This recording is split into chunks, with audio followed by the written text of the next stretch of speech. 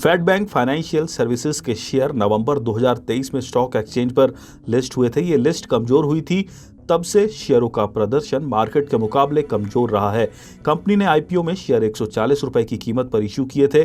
अभी शेयर का प्राइस 121 रुपए चल रहा है। वित्त वर्ष 2025 की पहली तिमाही में कंपनी का प्रदर्शन अच्छा रहा। सिर्फ एसेट क्वालिटी को लेकर थोड़ा दबाव दिखा, लेकिन हाल में सीईओ अनिल कोठुरी के इस्तीफे से झटका लगा है। फेड बैंक फाइनेंशियल सर्विसेज का ग्रोथ आउटलुक अच्छा है, मार्जिन स्टेबल है और इसे फेडरल बैंक जैसे मजबूत बैंक का सपोर्ट हासिल है। साथ ही हाई आरओए बिजनेस को देखते हुए वैल्यूएशन सही है।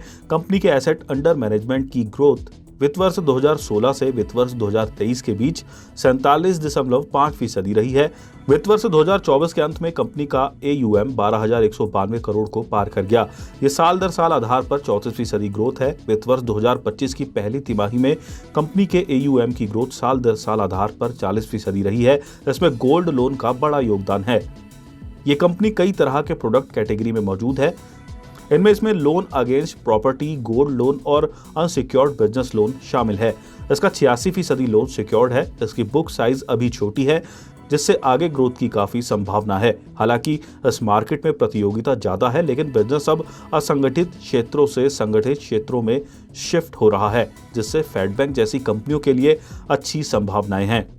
फेड बैंक के लोन डिस्बर्समेंट ट्रेंड से पता चलता है कि ये गोल्ड लोन जैसे हाई यील्ड प्रोडक्ट्स पर ज्यादा ध्यान दे रही है।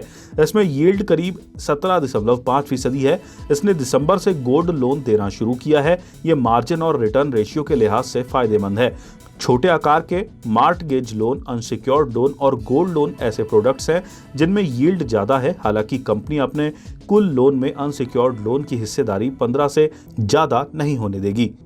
ज्यादा यील्ड वाले प्रोडक्ट्स के साथ ही क्रेडिट रेटिंग्स अपग्रेड होने से कंपनी के लिए फंड की कॉस्ट अट्रैक्टिव रहने की उम्मीद है। कंपनी के मैनेजमेंट को नेट इंटरेस्ट मार्जिन स्टेबल से लेकर थोड़ा इंप्रूव करने की उम्मीद है। कंपनी ने 89% लोन फ्लोटिंग रेट पर दिया है, जिससे इंटरेस्ट रेट में कमी का फायदा इसे मिलेगा। हालांकि कंपनी के एसेट क्वालिटी में थोड़ी गिरावट देखने को मिली। इसकी वजह ज्यादा गर्मी और लोकसभा चुनाव थे, लेकिन ऑपरेटिंग एनवायरनमेंट बेहतर हो रहा है। इससे क्रेडिट कॉस्ट में कमी आने की उम्मीद है। फेड बैंक के बिजनेस का नेचर ऐसा है जिसमें लोन की सर्विसिंग में बैंकों से ज्यादा मुश्किल आती है, इसलिए cost to cost income ratio आमतौर बैंकों से ज्यादा होता है।